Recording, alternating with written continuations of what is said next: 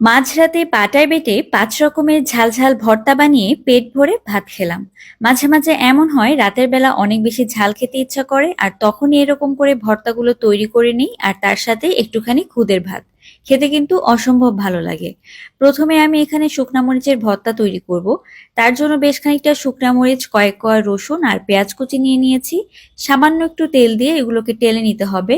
প্রথমে কিন্তু তেল বেশি দেওয়া যাবে না, অল্প তেলেই কিন্তু এগুলোকে টেলে নিয়েছি। আর এখন তুলে নিচ্ছি, জাস্ট হালকা একটু মুচমুচে হলেই হবে। তারপর আমি রসুন ভর্তার জন্য কিছু রসুন একদম ভালো করে টেলে নিব, যতক্ষণ না পর্যন্ত একটু পোড়া পোড়া হয়ে আসে। দেখতেই পাচ্ছেন রসুনটা কেমন হয়েছে। আর এখন আমি কালো জিরা ভর্তার জন্য কালো জিরাকেও একটুখানি টেলে নিচ্ছি। এরকম করে টেলে নিলে কিন্তু কালো জিরা ভর্তা খেতে ভালো লাগে, তবে লক্ষ্য রাখবেন কালো জিরাটা যেন পুড়ে না যায়। আর এখন আমি এখানে সরিষার তেলের মধ্যে কিছু শুকনা মরিচ আর পেঁয়াজকে একটু ব্রাউন করে ভেজে নিব। এটা হচ্ছে আমি কালো জিরা ভর্তায় ব্যবহার করব। কালো জিরা ভর্তাতে একটু লাল লাল করে পেঁয়াজ আর শুকনা মরিচটাকে ভেজে নিতে হবে। আর আমি এখানে রসুন ভর্তার জন্য একটুখানি পেঁয়াজ আর তার সাথে শুকনা মরিচকে টেলে নিয়েছি অল্প একটু তেল দিয়ে। এটাকে কিন্তু মচমচে করে ভাজা যাবে না। আর করব এখানে শুটকি ভর্তা। লইট্টা শুটকির হাতে মাখা ভর্তা কিন্তু আমি তৈরি করছি। তার জন্য লইট্টা মাছটাকে ভালো করে আমি ধুয়ে রেখেছিলাম। সেটাকে একদম মচমচে করে ভেজে নিচ্ছি, যেমনটা দেখতে পাচ্ছেন একদম কুড়মুড়ে হবে ঠিক এরকম করে ভেজে নিয়েছি। তো এখন আমি সবার প্রথমে শুকনা মরিচের লাল ভর্তাটা তৈরি করে নিব। এর জন্য আমি প্রথমে যে শুকনা মরিচ, পেঁয়াজ, রসুন এগুলো সব রেডি করে রেখেছিলাম, তার মধ্যে একটুখানি লবণ দিয়ে একদম শিলপাটায় ভালো করে বেটে নিতে হবে। আর একদম মিহি করে বাটতে হবে, এতে করে কিন্তু ভর্তাটা খেতে ভালো লাগে। অনেকেই কাঁচা শুকনা মরিচ দিয়ে কিন্তু এই ভর্তাটা করেন, তবে এক্ষেত্রে বলবো আমি একটু শুকনা মরিচটাকে ভেজে নিতে, কারণ একটু ভেজে নিলে মরিচের ঝালের পরিমাণটাও কমে যায় আর খেতেও কিন্তু বেশ ভালো লাগে।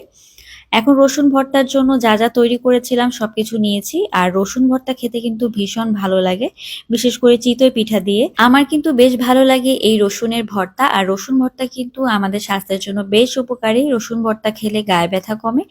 এছাড়া এই রসুন ভর্তা কিন্তু আমাদের ঠান্ডা কাশি হলেও বেশ উপকারে আসে। আর এখন তৈরি করে নিব আমি এখানে সরিষা ভর্তা। সরিষা ভর্তার জন্য আমি এখানে কাঁচা সরিষা, তার সাথে নিয়ে নিচ্ছি এখানে আমি কয়েকটা কাঁচামরিচ এবং আমের আচার, তার সাথে লবণ দিয়ে আমি সবকিছুকে কিন্তু বেটে নিয়েছি।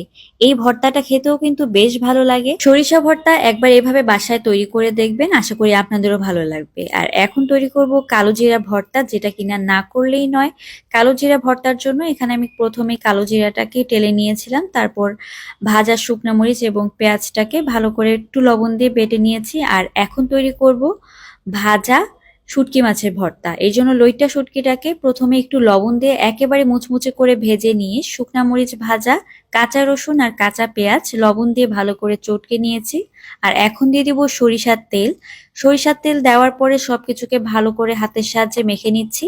আর একেবারে কোনো রকম ঝামেলা ছাড়াই লইট্টা শুটকির ভর্তা কিন্তু তৈরি হয়ে গিয়েছে। তো আমার ৫ রকমের ঝাল ঝাল ভর্তা কিন্তু একেবারেই রেডি। সবাই ভালো থাকবেন। আল্লাহ হাফেজ।